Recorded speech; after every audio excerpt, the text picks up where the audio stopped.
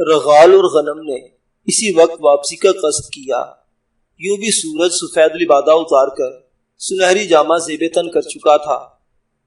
تھوڑی دیر بعد اس نے کالی چادر اوڑھ لینا تھی۔ خیمے میں سردار 5 آدمیوں کے ساتھ بیٹھا تھا۔ وہیں شموس بھی اپنے بچے کے ہمراہ موجود تھی۔ رات کے وقت وہ اپنے شوہر کے ساتھ علیحدہ خیمے میں ہوتی تھی۔ بچہ کہاں ہے؟ عریسہ بنت منظر کی خالی گود دیکھتے ہی جبلہ بن کنانہ نے حیرانی سے پوچھا۔ بک گیا سردار، رغال نے خوش دلی سے کہا۔ کتنے میں بکا ہے؟ بچے کو دودھ پلاتی شموس بے تابی سے مستفسر ہوئی۔ رغال اسے نظر انداز کرتا ہوا سردار کو مخاطب ہوا۔ 20 سونے کے سکے ملے ہیں سردار۔ کیا؟ جبلہ کی حیرانی دیدنی تھی۔ اپنا وعدہ یاد ہے نا غنم؟ شموس بے صبری سے مستفسر ہوئی۔ ہاں، اور سردار بھی جانتا ہے، جبلہ نے کہا۔ اسے 5 سونے کے سکے دے دو رغال۔ جی سردار۔ رغال نے 5 سونے کے سکے نکال کر شموس کی طرف بڑھا دیے، جو اس نے سورج سے جھپٹ لیے۔ اس کی خوشی دیدنی تھی۔ اس کے وہم و گمان میں بھی نہیں تھا کہ دودھ پلانے کا اتنا خطیر معاوضہ مل جائے گا۔ اس کے تئیں تو بچے کی قیمت 2-3 رطل کھجوریں ہی تھی۔ اسے کیوں واپس لے آئے ہو؟ جبلہ کا اشارہ عریسہ بنت منظر کی جانب تھا۔ اسے کل بیچ دیں گے۔ پہلے تو بچی کی موجودگی میں اسے کوئی نہیں خرید رہا تھا، اب تو کئی خریدار مل جائیں گے۔ اور جبلہ نے اس بات میں سر ہلا دیا۔ اسی وقت اربد بن قیس قریباً دوڑتا ہوا خیمے میں داخل ہوا۔ سردار، بنو ابتا کے سردار نے اونٹوں کی کثیر تعداد اپنے 10 بندوں کی نگرانی میں قبیلے کی طرف روانہ کر دی ہے۔ ان میں 8 بندے 5 منزل تک ساتھ جائیں گے اور پھر تیز رفتار گھوڑوں پر واپس لوٹ آئیں گے۔ کتنے اونٹ ہوں گے؟ سردار، 100 آدمیوں کا خون بہا دیا جا سکتا ہے۔ یاد رہے کہ اس وقت ایک آدمی کا خون بہا 10 اونٹ ہوتا تھا، جو بعد میں 100 اونٹ ہو گیا، اور ایسا حضور صلی اللہ علیہ وسلم کے والد ماجد حضرت عبداللہ کی وجہ سے ہوا تھا۔ ہوا کچھ یوں تھا کہ حضور صلی اللہ علیہ وسلم کے دادا حضرت عبداللہ بن مطلب نے منت مانی تھی کہ اگر اللہ تعالیٰ نے مجھے 10 بچے دیے تو میں ایک بچہ اللہ کے نام پر ذبح کروں گا۔ ان کو اللہ نے 10 بیٹے دیے، سب سے بڑا حارث اور سب سے چھوٹے عبداللہ، جو حضور صلی اللہ علیہ وسلم کے والد ماجد تھے۔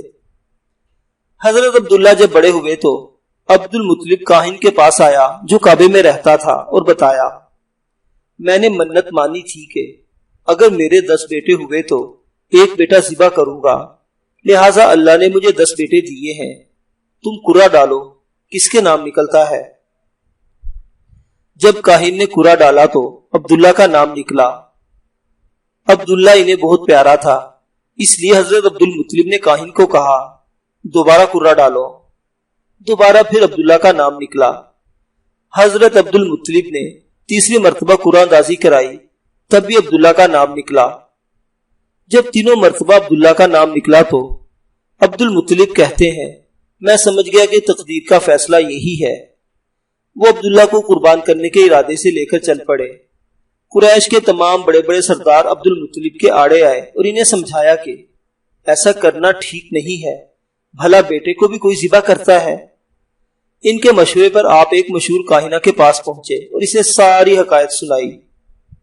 کاہنہ نے کہا، اچھا یہ بتاؤ، جب تم میں سے کسی سے کوئی مر جاتا ہے تو اس کی دیت کتنی دیتے ہو؟ انہوں نے کہا، 10 اونٹ۔ وہ بولی، یوں کرو، ایک طرف رکھو 10 اونٹ اور دوسری طرف عبداللہ کا نام۔ اگر قرعہ نکلے اونٹوں کا تو اونٹ ذبح کر دو، اور اگر عبداللہ کا نام نکل آئے تو مزید 10 اونٹ بڑھا کر دوبارہ قرعہ ڈالو، اور اسی طرح جب تک اونٹوں کے نام قرعہ نہ نکلے ہر مرتبہ 10 اونٹوں کی تعداد بڑھاتے رہو۔ عبد المطلب واپس آ گئے اور کعبے کے کاہن سے قرعہ ڈالنے کو کہا۔ اس نے دوبارہ قرعہ اندازی کی، ایک طرف 10 اونٹ، دوسری طرف عبداللہ۔ اس مرتبہ بھی عبداللہ کا نام نکلا۔ اس طرح ہوتے ہوئے 100 اونٹ جب ہوئے تو اب اونٹوں کا کرا نکلا۔ اسی وجہ سے حضور صلی اللہ علیہ وسلم نے فرمایا انا ابن الذبحین کہ میں دو ذبیحوں کا بیٹا ہوں۔ میرا ابا اسماعیل بھی ذبیح اللہ اور حقیقی ابا عبداللہ بھی ذبیح اللہ۔ اور خدا کی شان کے اللہ تعالیٰ نے حضرت اسماعیل علیہ السلام کو بھی ذبح ہونے سے بچا لیا اور حضرت عبداللہ کو بھی ذبح ہونے سے بچا لیا اور مقام ذبح بھی مل گیا۔ تو سامعین آتے ہیں دوبارہ کہانی کی طرف۔ جبلہ نے حیران ہو کر پوچھا یہ اکٹھے بھی جا سکتے تھے؟ سردار سنا یہی ہے کہ بنو ابتا کے سردار نے بھیڑ بکریوں کا ریوڑ بھی خریدا ہے اور کل اس کا ارادہ جیتنے والوں گھوڑوں کی خریداری کا ہے۔ اس نے سوچا کہ تمام مویشی اکٹھے بھیجنے کے بجائے 2 مراحل میں بھیجے جائیں، اس طرح ان کو آسانی سے سنبھالا بھی جا سکے گا اور لٹنے کی صورت میں آدھا نقصان ہوگا۔ لٹنے کا ڈر تھا تو احمد زیادہ آدمی ساتھ لے آتا۔ غالباً یہاں سے بنو ابتا کا فاصلہ 7-8 منزل ہوگا۔ جی سردار، رغال نے مؤدبانہ لہجے میں تائید کی۔ تمام غروب آفتاب تک طعام سے فارغ ہو جائیں۔ اور سردار کی بات نے ساروں کو بکھیر دیا تھا۔ میلے سے انہوں نے غربی سمت کا رخ کیا۔ ان کا اپنا پڑاؤ بھی اسی سمت کو تھا، یوں بھی وہ کسی ایک جگہ ٹک کر نہیں رہتے تھے۔ عرب معاشرہ قدیم ترین زمانوں میں سے 2 واضح حصوں میں منقسم چلا آ رہا ہے، اہل بدو یعنی خانہ بدوش اور اہل حضر یعنی مقیم لوگ۔ بدو حضر کی یہ تقسیم نسلی نہیں بلکہ معاشی اور جغرافیائی ہے۔ جہاں جہاں کنووں، چشموں یا بارانی پانی سے کھیتی باڑی ممکن تھی یا کھجوروں کے جھونڈ معاشی کفالت کی ضامن تھے، وہاں مستقل سکونت رکھنے والی آبادیاں وجود میں آ گئی۔ لیکن سرزمین عرب کا 3/4 حصہ چونکہ پانی کی شدید قلت کے سبب ناقابل کاشت ہے اور اسی نسبت سے حیوانی زندگی بھی کم ہے اور خالصتاً شکار کو وجہ معاش بنانا بھی ناممکن ہے، لہٰذا صرف بدوات کا راستہ رہ جاتا ہے، یعنی جانور پال کر گھاس چارے کی تلاش میں ایک مقام سے دوسرے مقام کی طرف منتقل ہوتے رہنا۔ اپنی ضروریات اہل حضر سے حاصل کرنے کے لیے بدو یا تو تبادلہ جنس کرتے یا پھر لوٹ مار، چنانچہ ان کے ہاں تاجر اور قزاق کا ایک امتزاج پایا جاتا ہے۔ کچھ قبیلے تو فقط قزاقی پر ہی انحصار کرتے تھے، ان کے ہاں بے دھڑک اور بے جھجک زندگی کا رجحان پایا جاتا ہے۔ لیکن قبیلے کی وحدت اس قدر اہم ہے کہ شہد کے چھتے کی مانند اس میں فرد کے ذاتی رجحانات سے بے معنی ہوتے ہیں، کیونکہ قبیلے سے علیحدہ ہو کر صحرا میں زندہ رہنا ناممکن ہوتا ہے۔ اگر قبیلہ کسی کو آگ کر دے یا قبیلے کے کسی شخص کو کوئی قتل کر کے بھاگ جائے تو ایسا شخص ترید یعنی دھتکارا ہوا کہلاتا ہے۔ اسے لامحالہ کسی دوسرے قبیلے سے منسلک ہونا پڑتا ہے اور وہاں اسے دخیل یعنی باہر سے آیا ہوا کہا جاتا ہے۔ بدو کے ہاں خون کا حوالہ سب سے اہم ہے اور ہر شخص اپنے نام کے ساتھ ابن فلاں ضرور لکھتا ہے۔ چند کوس چلنے کے بعد شموس بنت سلول، عریسہ بنت منظر، رغال اور شموس کے خامد ظہیر بن جزا کو سردار کے حکم سے 10 اونٹوں کے ہمراہ اپنے قبیلے کی سمت روانہ کر کے باقی سردار کی میت میں جنوب کی سمت مڑ گئے۔ بنو ابتا اسی جانب واقع تھا۔ وہ تمام طاقتور اور تیز رفتار گھوڑوں پر سوار تھے۔ آدھی رات کے قریب انہوں نے بنو ابتا کے قافلے کو جا لیا تھا۔ وہ چھپ کر ان کے تعاقب میں چلتے رہے۔ اونٹ کو صحرا کا جہاز کہا جاتا ہے تو اس میں رتی بھر بھی مغالبہ نہیں ہے، مگر اونٹ جتنا بھی تیز رفتار ہو اس کا گھوڑے سے مقابلہ نہیں ہے۔ پھر جبلہ اور اس کے آدمی جن گھوڑوں پر سوار تھے وہ تمام خصوصاً اسی مقصد کے لیے پالے اور سدھائے گئے تھے۔ جبلہ نے اپنے آدمی قافلے سے کافی پیچھے رکھے تھے، البتہ غبشان بن ابشا نہایت چالاک اور زیرک آدمی تھا۔ وہ بنو ابتا کے قافلے پر قریب سے نظر رکھے ہوئے تھا۔ وہ پوری رات چلتے رہے۔ صبح بھی دھوپ کے تیز ہونے تک ان کا سفر جاری رہا تھا۔ جیسے ہی دھوپ میں تیزی آئی قافلے والے آرام کے لیے رک گئے۔ انہیں آرام پر آمادہ دیکھ کر غبشان واپس اپنے آدمیوں کی طرف مڑ گیا۔ جبلہ بن کنانہ نے دور سے غبشان کو آتے دیکھا تو تمام کو رکنے کا کہا۔ وہ جس کی بھی غبشان بن ابشا پر نظر پڑی اس نے گھوڑے کی لگام کھینچ لی تھی، مگر سردار کی ذمہ داریاں متقاضی تھی، وہ ہر موقع پر اپنے فیصلے سے دوسروں کو ضرور آگاہ کرے۔ سردار، یقیناً قافلے والے سورج کی تمازل سے مزید نبرد و آزما نہیں ہو سکتے۔ غبشان نے قریب پہنچ کر ہی جبلہ کو قافلے کے پڑاؤ ڈالنے سے مطلع کیا۔ ضرور کسی نخلستان نے انہیں غافل ہونے کا مشورہ دیا ہوگا۔ جبلہ نے تیز ہوتے سورج کو دیکھ کر اندازہ لگایا۔ چند درخت ہی ہیں سردار۔ غبشان نے منہ مراتے ہوئے اس بات میں سر ہلایا۔ چند درخت چند افراد کے لیے وافر ہیں، کہہ کر سردار نے گھوڑے کی لگام ڈھیلی کرتے ہوئے کہا، ہمیں بھی آرام کی جگہ تلاش کرنی پڑے گی۔ اس نے اپنے گھوڑے کا رخ غربی سمت میں موڑ دیا۔ اس کا ارادہ چکر کاٹ کر قافلے سے آگے نکل کر آرام کرنے کا تھا۔ باقی تمام بھی بغیر کسی سوال و جواب کے سردار کے پیچھے چل پڑے کہ یہ روز مرہ کا معمول تھا، پہلا ڈاکہ نہیں تھا کہ انہیں بتانے کی ضرورت پڑتی۔ فرسخ بھر کا چکر کاٹ کر وہ قافلے سے آگے نکل گئے۔ یوں بھی بنو ابتا والے ایک وادی میں محو سفر تھے، اس لیے قزاقوں کو ان راستوں کی بابت اندازہ کرنے میں کوئی پریشانی نہیں ہوئی تھی۔ عرب میں کوئی مستقل بہنے والا دریا موجود نہیں ہے، البتہ تیز رفتار طوفانی بارشوں کی وجہ سے پانی کئی دن بلکہ کئی ہفتے تک سیلابی ریلے کی صورت میں چلتا رہتا ہے، اور اسے عربی میں سیل کہتے ہیں۔ پانی کا یہ بہاؤ جو راستے بناتا ہے اسے عرب کی اصطلاح میں وادی کہتے ہیں۔ یہ وادیاں عرب میں انسانی جسم میں موجود شریانوں کی طرح پھیلی ہوئی ہیں اور ہر قدرتی شاہراہوں کا کام کرتی ہیں، کیونکہ ایک تو ان وادیوں میں نمی کی وجہ سے درخت کثرت سے اگتے ہیں اور دوسرا سفر کرنے والے زمین کھود کر پانی بھی نکال لیتے ہیں۔ وادی کے اندر آگے کی طرف بھی انہیں چند فرلانگ چلنا پڑا۔ چلنے کے تسلسل میں درختوں کے ایک ایسے جھنڈ نے رکاوٹ ڈال دی جو وادی کے کنارے پر واقع تھا۔ ٹھنڈا سایہ تھکے ہوئے جسموں کو دعوت آرام دے رہا تھا۔ گھوڑوں کو درختوں سے باندھ کر انہوں نے توبرے گھوڑوں کے منہ سے لگائے اور خود سائے میں لیٹ گئے۔ نرم ریت ان کے جسموں کو سہلانے لگی۔ سردار کے اشارے پر احمد بن زریر پہرے پر بیٹھ گیا۔ تھوڑی ہی دیر بعد وہ تمام کے بھاری سانسوں کی آواز سن رہا تھا۔ نیند بھگانے کے لیے اٹھ کر ٹہلنے لگا۔ سورج کی حرکت اور سائے کے سکڑنے سے اس نے پہرے داری کے دورانیے کا اندازہ لگایا اور پھر ساحل بن اجداد کو اٹھانے لگا۔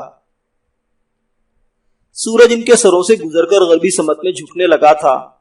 ایلان بن ابسا پہرے پر بیٹھا تھا۔ سورج کی تمازت میں کمی آتے دیکھ کر اس نے غبشان بن ابشا کو جگا دیا۔ سورج پسپا ہو رہا ہے، معلوم کرو دوستوں کے کیا ارادے ہیں۔ غبشان آنکھیں ملتا ہوا اپنے گھوڑے کی طرف بڑھا۔ زین سے بندھی ہوئی چھاگل کھولی اور پانی پینے لگا۔ خوب سیر ہونے کے بعد اس نے چھاگل واپس زین سے باندھی اور لگام کھول کر گھوڑے پر سوار ہو گیا۔ گھوڑے نے آہستہ سے ہی ہلا کر مالک کو خوش آمدید کہا۔ اس کا رخ بنو ابتا کے قبیلے کی طرف تھا۔ 2-3 کوس فاصلہ طے کرنے کے بعد جیسے ہی وہ ایک موڑ سے مڑا اسے اونٹوں کا گلہ نظر آیا۔ سب سے آگے چلنے والے گھڑسوار نے اسے دیکھ لیا تھا۔ اگر وہ واپسی کا قصد کرتا تو یقینی طور پر قافلے کے آگے چلنے والا سوار شک میں پڑ جاتا۔ غبشان بن ابشا نے بے جھجک اس کی طرف بڑھتا چلا گیا۔ عزا تمہارا اقبال بلند کرے۔ غبشان بن ابشا نے بات مکمل کرنے میں پہل کی تھی۔ عزا کی جے۔ قافلے کے آگے چلنے والا سوار جواباً بولا، بنو قیس جانے کے لیے یقیناً یہ وادی آخر تک میری مددگار رہے گی۔ وہاں سے واپس مڑنے کے لیے غبشان بن ابشا نے اس قبیلے کا راستہ پوچھا جو قزاقوں کے پڑاؤ والی جگہ سے شرقی جانب واقع تھا۔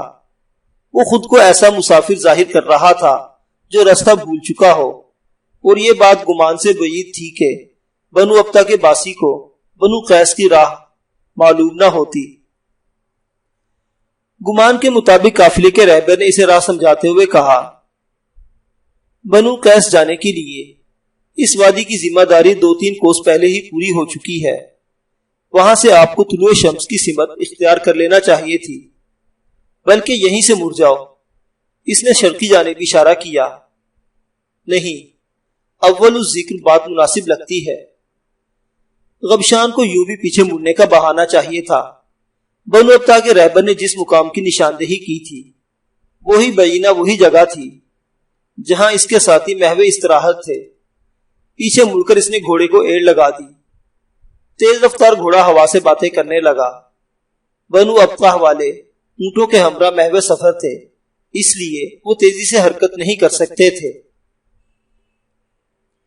ساتھیوں نے اسے دور ہی سے دیکھ لیا تھا کیونکہ اس کے جانے کے بعد پہرے دار نے تمام کو جگا دیا تھا۔ وہ چلنے کے لیے تیار تھے۔ سردار، ان کا سفر شروع ہو گیا ہے۔ فرلانگ بھر دور ہی سے غبشان بن ابشا نے جبلہ بن کنانہ کو قافلے کی حرکت کی خبر سنا دی۔ چلو پھر۔ سردار نے گھوڑے پر بیٹھ کر وادی سے دور ہٹنے لگا۔ وادی کا کنارہ چھوڑ کر وہ 2-3 فرلانگ شرقی جانب ہٹ گئے تھے۔ ایک بہت بڑے ٹیلے کی آڑ میں رک کر وہ قافلے کے آگے بڑھنے کا انتظار کرنے لگے۔ انہیں زیادہ انتظار نہیں کرنا پڑا تھا۔ جلدی ٹیلے کے اوپر لیٹے غبشان بن ابشا نے انہیں اشارے سے قافلے کی آمد کی خبر دی۔ گھڑی بھر انتظار کے بعد غبشان ٹیلے سے نیچے اتر کر اپنے گھوڑے پر بیٹھا اور ہلکی رفتار سے چل پڑا۔ فرلانگ بھر کا فاصلہ رکھ کر باقی قذاف بھی اس کے پیچھے چل پڑے تھے۔ سورج طلوع ہونے کے لیے پر تول رہا تھا جب جبلہ بن کنانہ اور اس کے ساتھیوں کو غبشان تیز رفتاری سے اپنی جانب آتا دکھائی دیا۔ وہ دور ہی سے ہاتھ کے اشارے سے انہیں چھپنے کا کہہ رہا تھا۔ انہیں غبشان کا اشارہ سمجھنے میں کوئی دقت نہیں ہوئی اور وہ فی الفور ٹیلے کی آڑ میں ہو گئے۔ چند لمحوں بعد غبشان بھی ان کے پاس آ کر ٹیلے کی آڑ میں کھڑا ہو گیا۔ مطلب تلواروں کی پیاس بجھانے کا وقت قریب ہے۔ غبشان کے کچھ کہنے سے پہلے ہی جبلہ بن کنانہ نے اندازہ لگایا۔ جی سردار، محافظ سمجھ رہے ہیں کہ انہوں نے اپنی ذمہ داری نبھا لی ہے، اب وہ نئی ذمہ داریاں سنبھالنے واپس جا رہے ہیں۔ غبشان کے کہنے کے مطابق لمحہ بھر بعد ہی انہیں چند گھڑ سوار تیزی سے شمال کی جانب جاتے دکھائی دیے۔ قافلے کو خیریت سے پہنچانے والے 8 سواروں کے جانے کے بعد قافلے کی نگرانی کرنے والے صرف 2 محافظ باقی رہ گئے تھے۔ گھڑی بھر انتظار کے بعد جبلہ بن کنانہ نے گھوڑے پر سوار ہوتے ہوئے کہا، میری برچھی مزید انتظار نہیں کر سکتی۔ انہیں معلوم تھا کہ جانے والے سواروں نے کسی صورت واپس نہیں مڑنا تھا۔ تمام قزاق سورج سے گھوڑوں پر سوار ہو گئے تھے۔ منزل قریب تھی۔ طویل انتظار کے بعد انہیں دل پسند مشغلہ ہاتھ آنے والا تھا۔ غبشان اور سہل، آگے جا کر رہبر کے قدموں میں زنجیر ڈالو، ہم انہیں پیچھے سے گھیرتے ہیں۔ سردار نے حکمت عملی ترتیب کی۔ غبشان اور سہل نے سر ہلاتے ہوئے گھوڑوں کو ایڑ لگائی جبکہ سردار باقیوں کے ساتھ وادی میں اتر گیا۔ بنو ابتا کا قافلہ مڑ کر ان کی نگاہوں سے اوجھل ہو گیا تھا، مگر انہیں یقین تھا کہ قافلے والے کو کوس بھر سے زیادہ دور نہیں جا سکے ہوں گے۔ تیز رفتار گھوڑوں نے کوس 2 کوس کا فاصلہ بجلی کسی صورت سے طے کیا تھا۔ اونٹوں کی کثیر تعداد کے ساتھ فقط 2 آدمی رہ گئے تھے۔ اونٹوں کو عقب سے ہانکنے والا جبلہ اور اس کے آدمی کو دیکھ کر حیران ہونے کے ساتھ خوفزدہ نظر آنے لگا۔ کیا تمہیں لگتا ہے کہ تم تمام اونٹوں کے صحیح حقدار ہو؟ یہ اونٹ پورے قبیلے کے ہیں۔ جبلہ ہنسا۔ کس قبیلے کے؟ بنو ابتا۔ غلط فہمی ہے تمہاری، اور غلط فہم کا زمین کے اوپر رہنے کا زمین سے نیچے رہنا بدرجہ بہتر ہے۔ بہت اچھا فیصلہ ہے سردار، آپ کے عدل کا زمانہ معترف ہے۔ اعلان بن ابسا نے لقمہ دیا۔ اسی وقت غبشان اور سہل قافلے کے رہبر کو گلے میں رسیاں ڈال کر بھگاتے ہوئے لے آئے تھے۔ غبشان نے کہا، سردار، محترم رہبر کہہ رہا ہے کہ بنو ابتا والے بدلہ ضرور لیں گے۔ جبلہ زہر خند لہجے میں بولا، غبشان، تیری تلوار کی دھار کب سے کند ہو گئی ہے؟ غبشان نے مؤدبانہ لہجے میں جواب دیا، سردار، کند نہیں ہوئی، حکم کی منتظر تھی۔ جبلہ نے منہ بنایا، مجھے زبانی جمع خرچ سے نفرت ہے۔ یہ لیں سردار۔ غبشان نے تلوار بے نیام کر کے گھمائی۔ رہبر کا سر تن سے جدا ہو کر اپنے ساتھی کے قدموں میں جا گرا تھا۔ اس کا بے سر بدن زمین پر گر کر پھڑکنے لگا۔